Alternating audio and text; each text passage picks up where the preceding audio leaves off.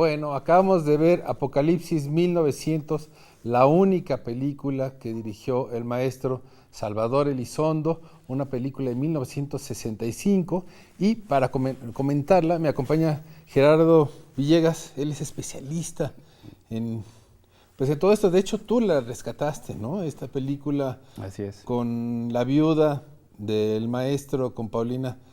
eh, y bueno, a ver, cuéntanos un poquito la historia de cómo es que apareció esta lata, o si estaba, sabía Paulina a la vista que estaba ahí, pero no le había hecho nada. Exacto, sí. Mira, fue parte de la investigación que yo realicé para el documental que se hizo para TV UNAM, que se llama El extraño experimento del profesor Elizondo. Que vimos hace rato. Exactamente, que fue para conmemorar el primer aniversario de su muerte. Y bueno, la historia fue que yo me dediqué a recopilar video de muchísimas otras fuentes, también del acervo familiar de Paulina, de Mariana Elizondo, de Pía Elizondo, los acervos familiares, precisamente como material de apoyo para el documental. Y yo había tenido una referencia previa, que era que en la historia del cine mexicano de Emilio García Riera, curiosamente aparece una mención a Apocalipsis 1900, pero se nota absolutamente que García Riera no vio la película, porque él la catalogó como un documental e hizo una suerte de reseña bastante neutra. Entonces yo tuve esa referencia original. Posteriormente, en la recopilación de los materiales, en el estudio, Salvador acaba de morir, encontré una caja, una misteriosa caja de zapatos Canadá, que es una marca que ya no existe. Ya no existe, puedes decir con toda confianza. Claro, por supuesto, pero aparte era una caja de bostonianos. Entonces pues, estaba yo a la cacería prácticamente de la mano de Paulina, que se vio muy generosa con la producción para brindarnos todo el material. Y encontré una copia de la película, es decir, era una copia que ya había sido trasladada de la lata original a un videocassette VHS. Y bueno, pues lo primero fue ver en qué condiciones se encontraba el material, porque ya tenía bastantes años ahí guardado. La primera vez que se exhibió ese filme fue por fragmentos en un pequeño programa que hicieron para Conaculta en los años 90, era una serie que se hacía, que incluso se publicaron videocassettes también, y tuvo una primera restauración del negativo por el maestro Rafael Castanedo. Entonces hubo unas partes que no se recuperaron, porque incluso se puede notar que está bastante maltratado. Sí, Entonces el trabajo que se hizo fue fundamentalmente trasladarla al formato digital, darle una remasterización de audio, tratar de encontrar un punto más o menos en el que la película se viera, o sea, mantuviera su propia esencia, y bueno, y sobre todo como el carácter del documental era de la divulgación de la obra, pues traducirla, ¿no? Porque viene en un francés muy, muy puro y muy literario, que no es un francés que sea muy fácil para la audición. Entonces, pues nos dimos a la tarea de un equipo de gente, varias personas, a la traducción. TV UNAM mismo participó, ¿no? Recuerdo, hace mucho tiempo. ¿Perdón? TV UNAM. Ah, por supuesto, sí, TV UNAM ¿no? Hace estuvo muchos años. Exacto, sí, ellos, y de hecho se estrenó finalmente en el Palacio de Bellas Artes, porque fue la primera vez que tuvo una exhibición pública. Y tuvimos, bueno, una muy buena recepción de parte del público, y se reveló ese misterio, que era algo que yo definí en su tiempo como una obra de arte secreta, porque curiosamente Salvador hace esta película producida por su primera esposa, Michelle Albán, que está cumpliendo un año de fallecida también, que perteneció al selecto club de fundadores de la revista Vuelta también, la única mujer, que por cierto es muy importante mencionar eso.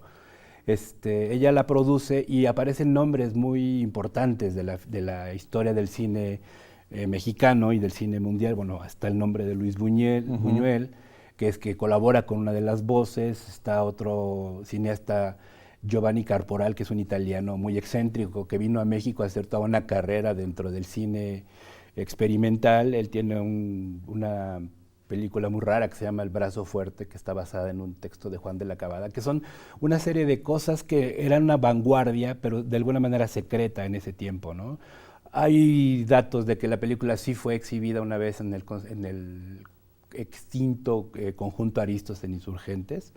aunque no hay en realidad reseñas al respecto, porque vivíamos en una época todavía medio estalinista, en la que ciertos grupos se movían en cineclubes con cierta tradición, que por cierto, curiosamente... Pero no se guardaba un récord, ¿no? Exacto, no había mucho, había mucha más empatía con las artes plásticas en ese tiempo que con el cine experimental. Ahora ya con el paso de los años ya vemos estudiosos que estamos obsesionados buscando esos pequeños filmes raros de la misma época, pero lo de Salvador en realidad es todo un acontecimiento porque viene ya asomada la parte que es su obra capital, que es Farabev, e incluso se ven grabados, están... Eso te iba a decir, ¿no? Exacto. Justamente en la película hay grabados del manual operatorio del Dr. Farabev, que es el que da origen a la novela célebre del que ganó el premio Villaurrutia, y por la que Salvador también él abandona los pinceles, la carrera de pintor, y de alguna forma abandona también la carrera de cineasta, y él mismo se encargó de sabotear esa película. En el documental se nota cuando él habla de esa película, incluso da datos equivocados deliberadamente, creo yo. Y es todo un collage, es un pastiche de sus lecturas de ese tiempo, que es Lautréamont, es Proust, Eugenio Sue, y la música también denota un poco lo que se veía en ese tiempo. Y bueno, lo principal es que es una obra que está dentro del texto escrito de la obra de Elizondo, y es muy interesante verla a la par de la lectura de Farabev, ¿no? Es algo bastante interesante y rescatable a nivel histórico. Nos quedan 2 minutos. Brevemente, esta obra más, bueno, tienes como 3 partes, bueno, yo le noté 3 partes, ¿no? El inicio es sobre el ser humano, el cuerpo del ser humano, que es donde sale toda esta cuestión bueno, el tema de las mujeres, el manual de las amputaciones. Luego viene el segundo, es de la invención, toda esta cuestión de todos los inventos, la maquinación. Y en tercer lugar es finalmente el apocalipsis. Pero bueno, ¿tú qué nos puedes decir así brevemente sobre tu lectura de esta peli? Pues es el erotismo, ¿no? Que es parte fundamental de la obra de Elizondo, que Elizondo se basa en Bataille para elaborar su obra. Incluso comparten el tormento chino, que vimos en el documental también. La obsesión por el cuerpo humano también y por la máquina, es decir, que son las partes más tecnológicas más importantes del siglo XX, es decir, el desarrollo de la máquina, de la tecnología, que ya va a un avance, digamos, neurótico del exceso de la producción de bienes. Y al final, bueno, esta misma invención, esta misma búsqueda de las máquinas y del perfeccionamiento es lo que da origen al tanatógrafo universal, que es una creación del doctor Kovacs en la película, que al mismo tiempo él la crea, pero al mismo tiempo crea el apocalipsis, que es como una alegoría también de lo que se vivía en esa época de la Guerra Fría, que era la bomba. Actualmente estamos viviendo más o menos una serie de acontecimientos muy semejantes, por ejemplo, la neurosis por las comunicaciones, ¿no? Hay una parte muy reiterativa, que es el teléfono, y hablan incluso de las operadoras. Bueno, actualmente pues, seguimos con ese tipo de dispositivos de poder y al mismo tiempo de comunicación que aparentemente nos tienen más cercanos al resto de los seres humanos, pero al mismo tiempo nos están esclavizando, ¿no? Y nos están deshumanizando, y bueno, es la máquina al fin y al cabo como motor, y el erotismo como parte del cuerpo humano, que también es como una suerte de dínamo que le da vida al ser, y en este caso, bueno, es el tema de la película, y posteriormente en la obra escrita de Elizondo, pues aparece reiteradamente, ¿no? Y la utilización también de las reiteraciones, que es una suerte como de mantra, ¿no? Sí. Mantra literario.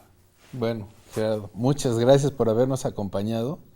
Y a ustedes también, esperamos que hayan disfrutado de esta programación especial. Estamos conmemorando un aniversario más de Salvador Elizondo. Buenas noches.